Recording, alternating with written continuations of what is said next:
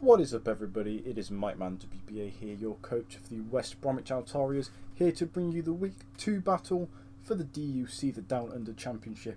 This week we are up against the Wellington Ho-Oh, coached by StarvinPig. So this week we brought the Zygarde, the Dhalmise, the Milotic and the Stunfisk like we did last week, but we've replaced the Infernape and the Mega Scizor with the Concounter and the Gardevoir. Didn't think that Scizor would do a lot this week, and I think it was a good idea to bench it considering the Blacephalon is there, the Klefki is there, Masquerain is there, and the Scizor, not the Scizor, the Gliscor is there. Concounter is looking like a very nice bring for me. I've got the Dhalmise there for the sticky webs from the Masquerain. We do have competitive Milotic again, just in case we don't get to get rid of the webs. To be honest, I don't think webs does that much for his team because he has 3 mons that are really slow in Executor, Klefki and Azumarill. Gliscor I think doesn't really matter too much. Blacephalon's going to outspeed anyway, and Masquerain's probably going to be more support. So it'll be interesting to see how we do that. I do have Stealth Rock on Stunfisk this week, so it is not a Assault Vest Stunfisk this week. We do have Assault Vest Concounter. We have Lumberry Zygarde and leftovers on Milotic, Choice Scarf on Gardevoir and Choice Band on Dhalmise. And we do have, like I said, we do have Rapid Spin on Dhalmise, but it is Choice Banded anyway. So if we get into the battle, we see there, as it goes a bit quickly, he leads off with his Masquerain as I expected. I lead off with Stunfisk. He goes for the U-turn and actually gets paralysed by Static. We didn't get that look last week, but we get it this week. So the Masquerain does get paralysed as he goes into his Gliscor. Now, because I expected Gliscor to be his main counter for the Stunfisk, my 4th move on Stunfisk after Stealth Rock, Discharge and Earth Power is actually Hidden Power Ice. So that is what I go for here. The Gliscor actually goes for a Toxic on my Stunfisk. I hit him back with that Hidden Power Ice. It does a nice clean 76%. And he doesn't really have anything now to switch in on Stunfisk because I have a super effective move against everything on his team. 2 of his mons obviously weak to Discharge, 3 of his mons weak to HP Ice, 2 of them were ×4 weakness, and 2 of them weak to Earth Power. So here he's just going to protect with his Gliscor, try and get a bit of chip with the toxic damage. Then he goes for the Earthquake on the next turn, but I actually have Shuckerberry, so that reduces the damage there a lot. Otherwise, Stunfisk would have actually gone down this turn. It would have got the attack off probably, but the toxic damage would have taken it down. So here he goes into Blacephalon, and I don't really have a switch. So Stunfisk unfortunately does go down. Stunfisk is now the first mon to go for 2 deaths this season. I bring in Concounter here, takes 67% from that Shadow Ball, but it was the best mon I had that could take that attack because of the Assault Vest. Hit the Blacephalon with a nice knock off its Spooky Plate, which I thought was an interesting item. Concounter picking up the kill there. So now my opponent goes into the Klefki, and I was a little bit fearful of the Play Rough here because a Play Rough would have knocked out this Concounter. So I did in fact switch to the Dhalmise here as he actually goes for a Reflect. What I'm going to do though, as he switches into his Alolan Executor, is I'm going to go for the Earthquake, and here he frisks my Choice Band. So I switch back out into Concounter as he goes for a Leaf Storm. Concounter going down there, but it sort of neuters the Alolan Executor for a minute. We can come back in with my Milotic and go for an Ice Beam.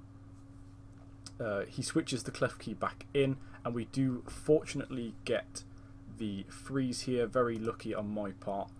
I really hate freeze as a mechanic. I think it's the worst of all the status conditions, just because there's no real way of playing around it. But yeah, so we switch into Dalmais here, and luckily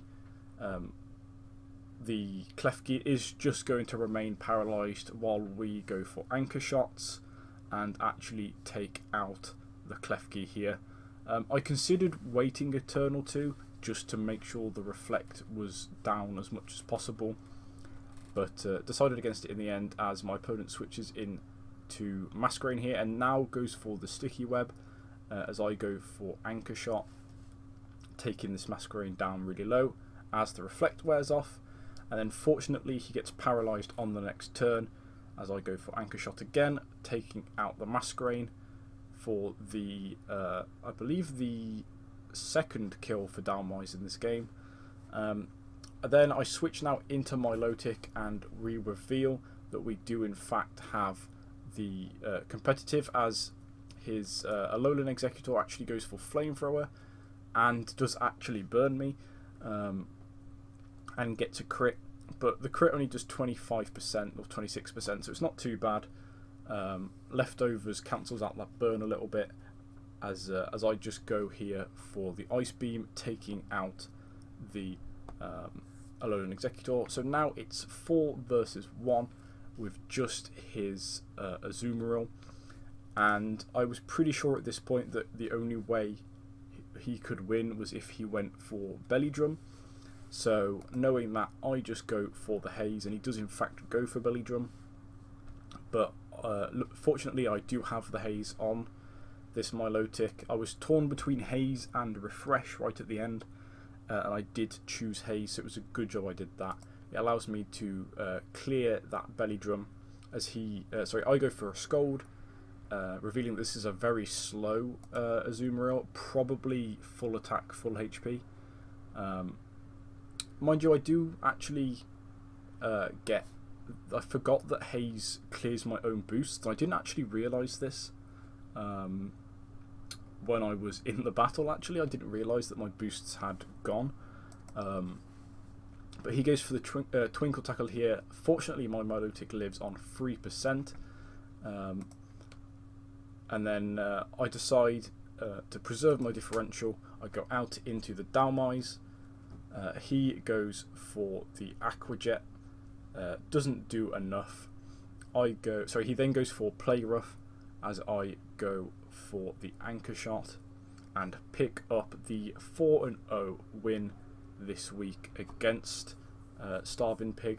I was very happy with how I battled this week. I think I made the correct plays most of the turns. It was a 21 turn battle. I think maybe there was 1 or 2 turns I could have done slightly different, but I don't think I can complain with a 4-0 victory in the end. It takes us up to 2-0 in the league with a +6 differential. We're currently sat with Dalmais and Milotic, both with 4 kills after 2 games. And then we have Zygarde, Stunfisk, Mega Scizor and Conkeldurr all on 1 each.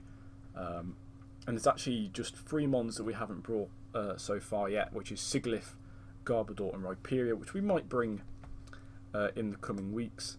Next week, actually, we face off against Avocado, someone you guys might know from a couple of other leagues that I've been in. He seems to be around a lot of leagues that are similar to the ones I'm in, and he is actually in the DGBA as well. So a very competent battler with an interesting team this season over here in the DUC. He has the Heatran, Togekiss, Flygon, Crobat, Jellicent, Alolan Sandslash, Mega Abomasnow, Terrakion, Raikou, Uxie and Crawdaunt.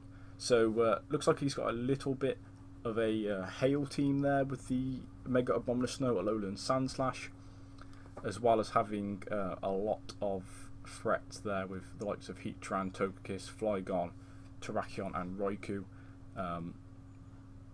as well as Crawdon, of course. He's just got a very good team. He's a very good drafter, Avo. So it will be interesting to see how we do next week. He's the first person I've come across that I actually know in this league. So it'll be interesting to see if he knows my playing style as well, and who manages to come out on top in that one. But that is all for this video. Thank you guys for watching, and I will see you